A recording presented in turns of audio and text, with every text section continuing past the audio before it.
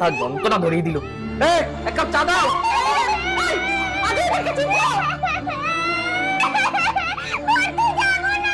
শোনো মা, না তুমি ওরকম করে না মা।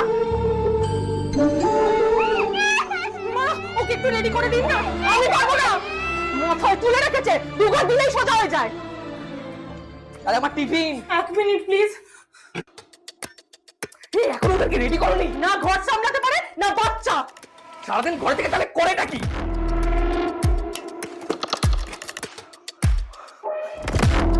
আরে তাড়াতাড়ি, আমার চাকরিটা খাবে তারপর শান্তি পাবে। খুশির খবর, তুমি আবার মা হতে চলেছো। তাই আমার ছেলে আমার বাবা হবে। চলো সবাইকে